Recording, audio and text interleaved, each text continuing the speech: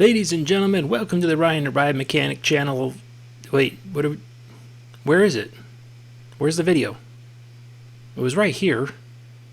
What is this? Do we have a legal department now? What's going on? Well, I guess we'll say warning. The views and opinions expressed by Ryan the Ride Mechanic are just that, his views and opinions. Ryan the Ride Mechanic has no affiliation or connection to either Zamperla or Cedar Point. Duh.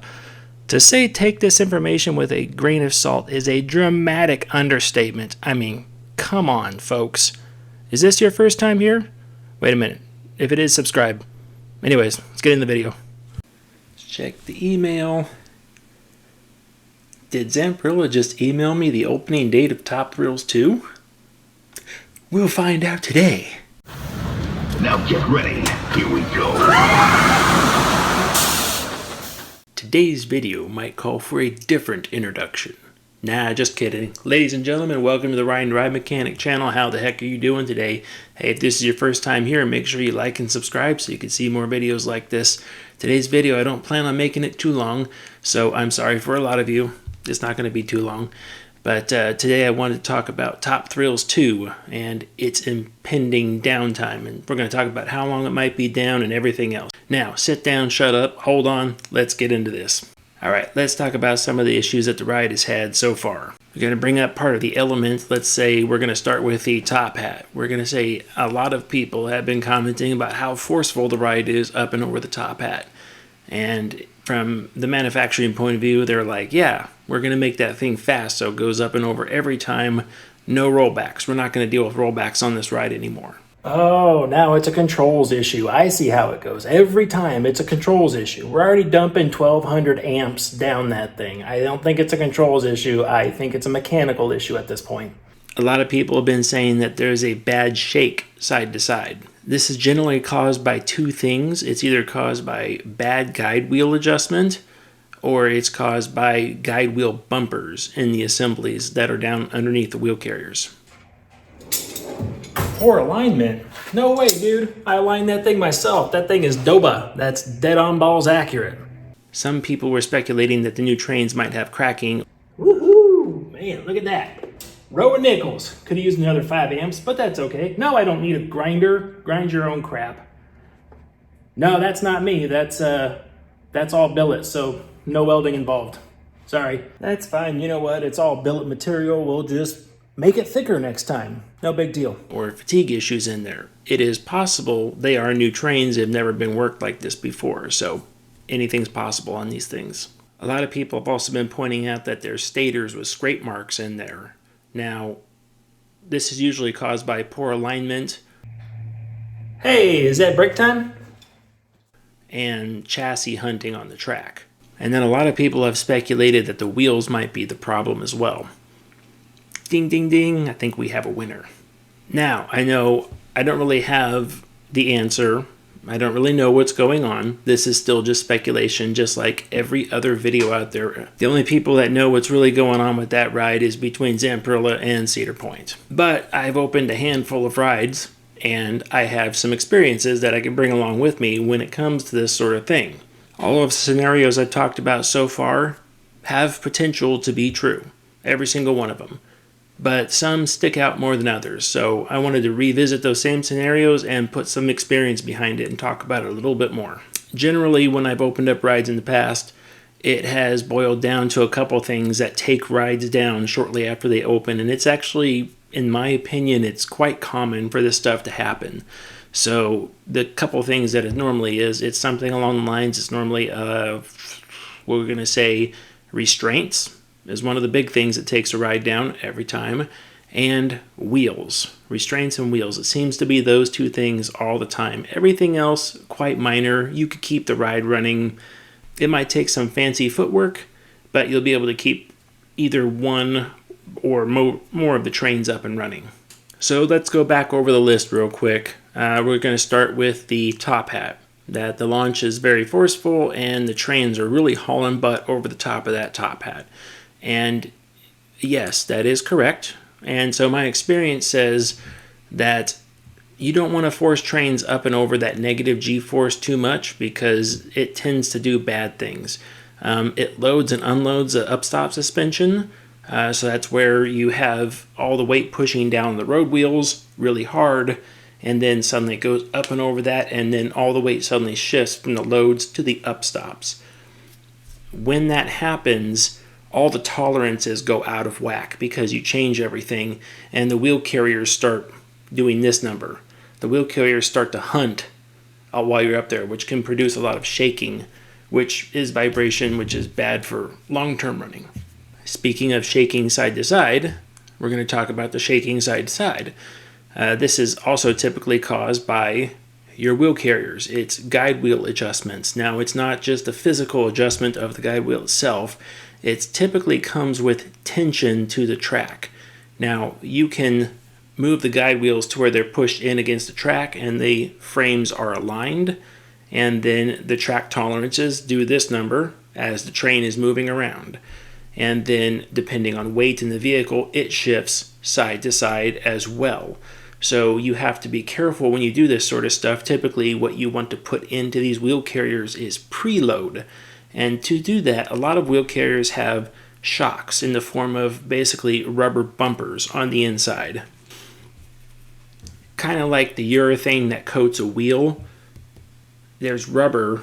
This type of rubber urethane is made into a little rubber pad that sits inside of a lot of wheel carriers.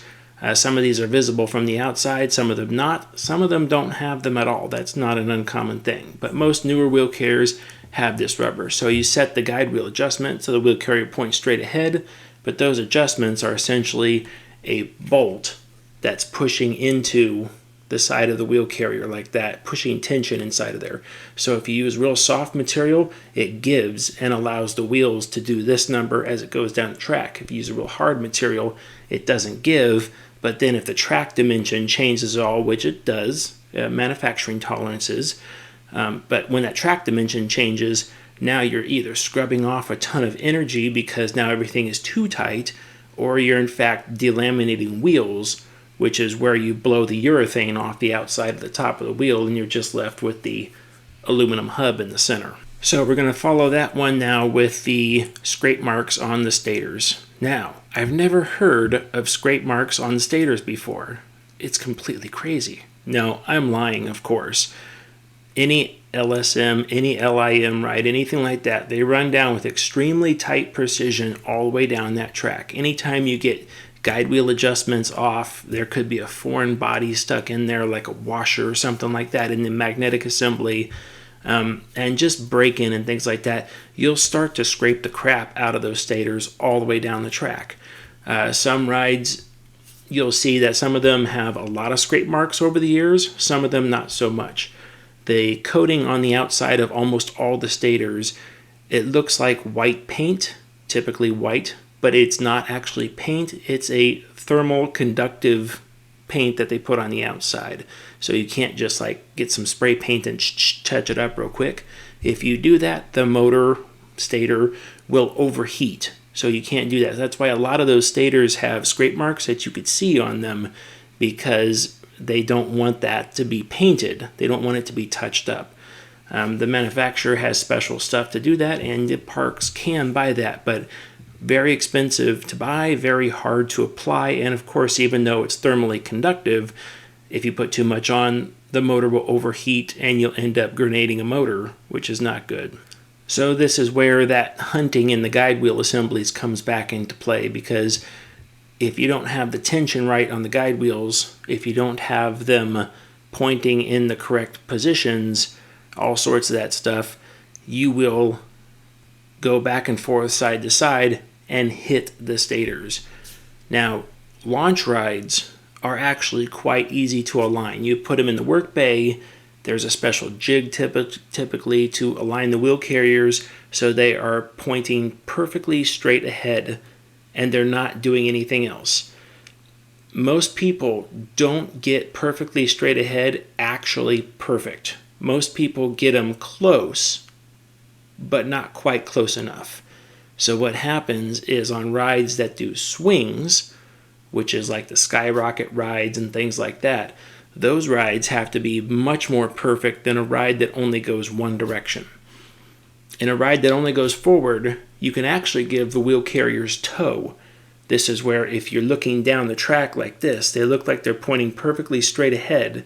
But then if you take those two wheel carriers and look at the aerial view, and your direction of travel is going this way, then your wheel carriers actually will be pointing out. Toe out, this being the front of the wheel carrier, toe out helps the wheel carrier track and go straight down the track every single time. So you actually want just a little tiny bit of toe out. This is why B&M rides actually build it into their assemblies, just very, very slightly, but they're toed out. Same thing on your cars at home. Your car naturally has toe out because it helps your car drive straight. You know, when you let go of the steering wheel to text and drive and do all that other fun stuff that you're not supposed to be doing, that stuff. When you let go of the steering wheel, it goes straight because of that toe out. If the car tires were perfectly in line and straight, then you let go of the wheel, the car will just start to drift anywhere it can. So they put a little bit toe out in it. For rides that go forward and backwards, you can't have toe out. You can't have toe in. They have to be perfectly straight. Because if they're not, if they're toed out, if they're toed in, or typically what ends up happening through lack of adjustment is one side is straight, the other side is toed out slightly. They're basically, I'll exaggerate, they're basically pointing like this, or like this, or like this, any number of combinations. What happens is, in one direction, it may go fine over all those stators, but then as it shifts and comes backwards, those wheel carriers now basically cause the train to turn. And so it may go straight forward fine, and then in reverse, it might turn and pull it to one side of the track. LSM rides in general are not too susceptible to this because they have a much wider air gap all the way around the stator, between the stator and the magnets. So there's more room for air. This is typically a really big problem on LIM induction rides because there is hardly any air gap between those reaction fins and the limb motors. Now, I'm saying this just because when you get contact on the stators, whether it's induction or synchronous, doesn't matter, it's typically due to some part of the train is not aligned. Or it thought it was close enough, but it turns out it was smacking. And then what they want to do is they want to go through and mark the stator where it's hitting, and then they want to look for where it's hitting on the train. Because you could have, in this case, you have 3 trains that are running over that thing. Which train is causing the problem? Is it a train causing a problem? I'm sure they've already put a square across there and found out if the stator is still in line with the rest of them, like the stator didn't move at all, and the stator is actually causing the problem. I'm sure it's not, so that'd be the first thing I do. They make a special gauge that you go out there and set down, and it tells you that your stator is square and in line in the track, so you know the stator's good. Then it's just a matter of finding, okay, it's on the top right-hand corner of that stator on the right side. So now, in that magnetic assembly on all 3 trains, 2 trains, 1 train, whatever you're running at the time, you now have to look for that contact inside the magnetic assembly to find out where it is. Now you're looking for that because wherever that is, that's the coach. You have to adjust to get that over there. So if it's on the top right-hand corner, that means you have to adjust a coach over to that right-hand side more to push the stator back away from that strike mark. It's quite a complicated process. It could drive a mechanic absolutely crazy to try to adjust that stuff, especially on multiple trains. Dynamic loads and all that stuff is not the easiest thing. So we're going to go into the road wheels now. I've heard from a lot of people, this is still speculation, despite everyone being here. I know they want something fact-driven, but it's not. It's still just speculation. The road wheels, people are speculating, is what the problem is. There's a problem with the wheels. By what I've seen, what I've heard, what I can think of, the downtime involved, what would take all the trains out of service and what would take the ride down like that, it lines up to be something along the lines of wheels. If they are delaminating road wheels while the ride is running, then they are going to have a lot of problems because they've already been in trouble once for something coming off of a train and hitting somebody in the queue line. They've done things to protect people now. They've put up some covers and things like that. But when you talk about delaminating a road wheel, there's a chance it could chunk out. That means the surface of the road wheel can come apart in pieces. I'm going to do this, might as well do it right. So there's a chance, here's a roller coaster wheel, right?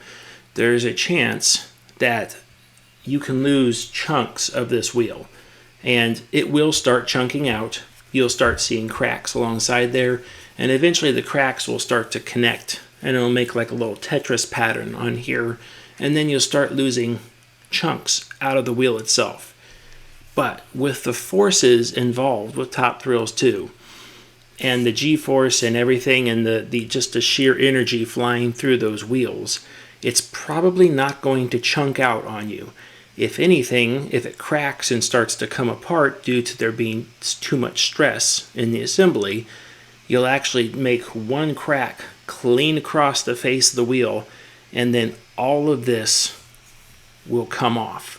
So what happens is underneath this wheel, this urethane, there's a bonding surface to it. It's kind of like primer. Like when you paint something, you put primer down first. Well, the aluminum hub is primered. So what happens is that as this wheel gets hot and it gets under tension and it starts getting too hot, then that primer breaks down. And then this entire ring floats. The whole thing can come off. It's really not good. There's speculation that this might be one of the problems that they're having. So if one of those rings can come off, that means you have a good 1.5 pounds, 2 pounds. I mean, those road wheels are pretty big, but you could have a couple pounds worth of urethane coming off the wheel at 120 miles per hour. That's not good. That can hit somebody almost anywhere, and they'll be in trouble again. So they want to make sure they don't do that. So speculation is that they shut the ride down for that. So what's next? Well, they have to figure out the method of which the wheels have been failing, if it is the wheels. Again, speculation. So there's 2 reasons that wheels fail. One of them is overload to the material itself. That means this stuff is being overloaded and it can't take the stress. And the other one is that they go hand in hand typically, is that there's too much heat in the wheel and the wheels have to be cooled down. Now, there's plenty of methods for cooling wheels down. None of them are the best, but there are methods for it. I don't think that's going on in this particular case. I think that the wheels are, in fact, just the compound is not correct. And by not correct, I just mean that there's thousands of compounds out there. There's all sorts of new stuff. There's soft rubber, hard rubber. There's rubber that behaves like nylon. And that's really low friction stuff. So they just need to change the compound and get the compound fixed. So let's talk about how you do that. This wheel was rejected at one point. It was going to a resurfacer to have this redone. The people that were going to do this one was Euromet. They're located in Southern California, but there are multiple companies that do this. They're not the only one, but they're the ones I had the most experience with. So when I would ship them wheels like this, they would take it, they would inspect the hub and make sure there's no cracks inside of here. And then they would put this on a machine and then tear this urethane off they would machine it back down until it's clean aluminum.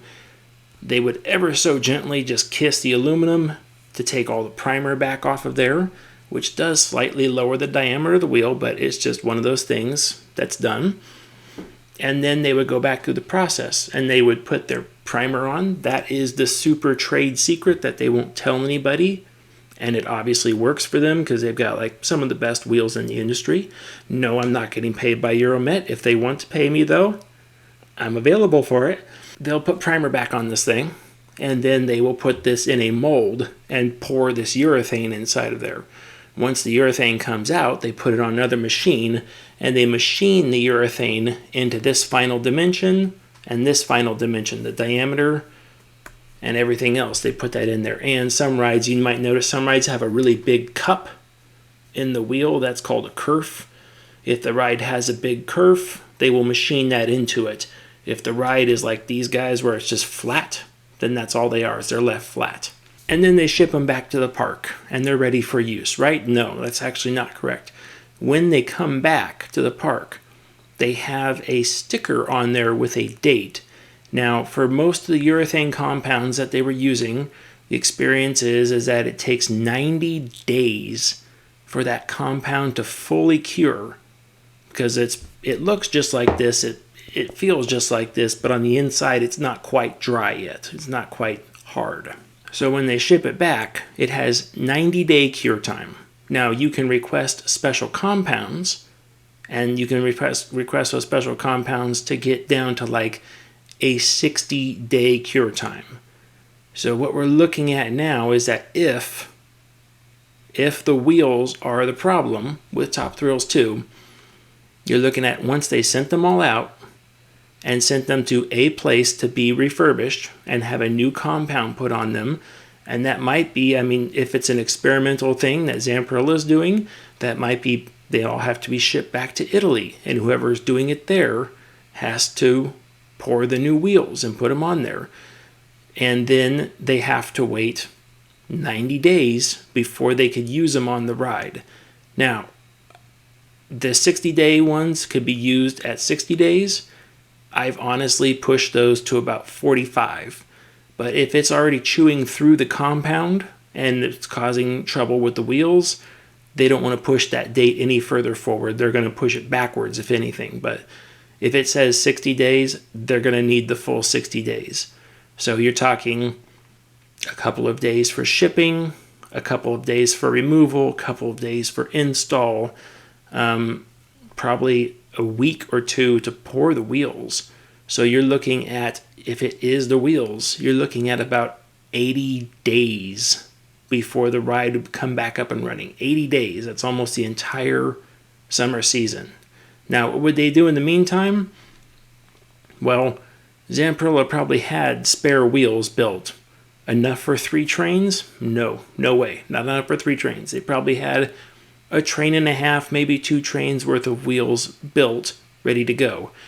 Well, they could just use those. Not quite, because those are probably the exact same compound that the wheels that are on the ride are. So those are kind of taken out at the same time. Those have to be sent out and redone. Now, they might have seen this coming, and they might have tried to get ahead of it, in which case Zamperla might have started cranking out brand new wheels at the factory, new hubs, and they might have started shipping all of them to the urethane manufacturer and said, go ahead and put this next level urethane on there. And then they would have started doing that. And theoretically, they could have been 15, 20, 30 days ahead of the game where they are. They might start experimenting with something new. They might start experimenting with maybe nylon rings or something like that in there. And what it would take is they'd have to put them on a full train, and then they would have to put the train on the track and start doing testing with the ride. And this would typically be done at nighttime, stuff that we wouldn't really see. They'd be running it and just seeing how the wheels are performing under full load conditions. Of course, they'd have to load the train back up with all the weight and dummies again to send it around doing testing. Now, recently there was a rash of rollbacks that kind of goes along with all of this information. So if I said the wheels are having trouble, we're blowing through urethane, we're having lots of problems with it, then one of the first things to do would be to essentially turn the speed down on the ride. Now, this is not something the park has like a button or a control. They just go to the panel and say, oh yeah, we'll just turn this speed down. That's not the case. This has to be done from the drive manufacturer. And they can do that. And they can keep going in and doing testing. I have a feeling that's what they were doing. They were trying to lessen the speed of the ride to lower the impact it had on the wheels or the wheel assemblies. Again, this is all speculation. I don't actually know what's wrong with the ride. But a lot of you contacted me and said, hey, can you make a video about this? I thought about it, and here I am. So, but it's one of the things I would do. If the wheels are having trouble, turn the speed down. If we turn the speed down, and like a lot of people saw, that it just kept getting rollback after rollback, it's like, okay, well, the speed's too low now. We're going to have to turn it back up, which means that the speed loss to our save on our wheels was probably minimal, not really worth it. So if the wheels are the case, Zamperla scrambling to manufacture new urethane right now. Hopefully whoever they're going with to do the urethane has some sort of quick process, because if it's just the basic processes I know about off the top of my head, probably looking at between 60 and 90 days down for the ride. That's not good. The park hates that. Obviously the park, it's the number one thing that's like, they hate it. Zamperla hates it too. And then a lot of us have been watching this. It is definitely one of those things that Zamperla is trying to put this out and do their best, and they've done an amazing job at it so far. Everyone's like, oh, Zamperla. It's like, look, this is not just a Zamperla problem. Every manufacturer that puts out a brand new experimental, because it is, right? Brand new experimental ride does this sort of thing. Only time you don't really get it is when you go buy a cookie cutter clone ride. You buy a, whatever it is, a Mack ride, a Gerstlauer something, a Vekoma something that's been tested 1,000 times and built 1,000 times over. It's like they've already done all this. It's over. They give you a known working 100% good product. We don't have any troubles with this. If you want a new ride, then you get new ride problems with that. This is just one of the things. Every ride has to go through it. Talk with anybody that's commissioned a new ride, and they will tell you the heartburn and headaches that go along with it. There's a lot. Again, I haven't opened a ton of new rides myself. I've only opened a couple of them, but each one had these sort of problems. The first ride I opened up, we had so many restraint problems. It was like super crazy. It's like, oh my gosh, are the restraints ever going to work? We finally got the restraints working. Guess what we had? Wheel problems. Man. We opened another ride up. It had so many wheel problems. It's like, are the wheel problems ever going to get better? We finally figured out the problem. We fixed everything up. We got all the wheels working. The ride started working awesome. Then what happened? Restraint problems. It's like, geez, can we catch a break? And I've heard it from many other people. We've all talked about the same thing. And it seems to be the two main problems with rides: restraints and wheels. I've heard some people out there talking about, they thought it was in the wheel carrier. The problem might be in the wheel carrier. You never know. There could be metal issues inside there, although it's all billet material, so highly unlikely. And they talked about, well, wonder if they could put smaller wheels in there. It's like, not unless you refabricate the wheel carriers, or at least the road wheel mounts, because the train is already a fixed height off the track, off the stators and everything else. So if you wanted to try to decrease the size of those wheels, then you would have to remake everything to lower the train down, or at least half the wheel carrier to accept a smaller wheel. I don't know, if you're having wheel troubles, you wouldn't want to make smaller wheels. Like, the smaller the wheel is, the more trouble you're going to have. I hope Intamins listen to that. Because this is only 120 miles an hour. I can't imagine what's Falcon's flight supposed to be? I don't know. It's supposed to be a lot. And honestly, those trains don't look like they have big enough road wheels on them. So I hope they did their research on that one. Otherwise, it's going to have some road wheel problems too. Okay, I think that's it for me on this video. Again, it wasn't a long video. I wanted to try to keep it short. These are just my thoughts. These are my theories for Top Thrills 2. I do feel like it's in the road wheel assembly somewhere in that area. This is my speculation. This is all guesses. I don't have anything from the manufacturer or the park to back anything up. It's simply just what I know mixed with what I see, and it kind of smells like road wheel issues to me. But that's just me. Make sure you like and subscribe. Do all the things down there. It does help me out. Share this with your family, friends, co-workers, people you've met once, people walking by. Airdrop the video link to people randomly throughout the subway. It's fine. I'm very close to the 1 million subscriber mark, so I need every person I can to subscribe. So I really appreciate that. How many of you just looked at the subscriber mark? Come on, seriously? All right, I'm Ryan the Ride Mechanic, and as always, stay off the air gates. Bye.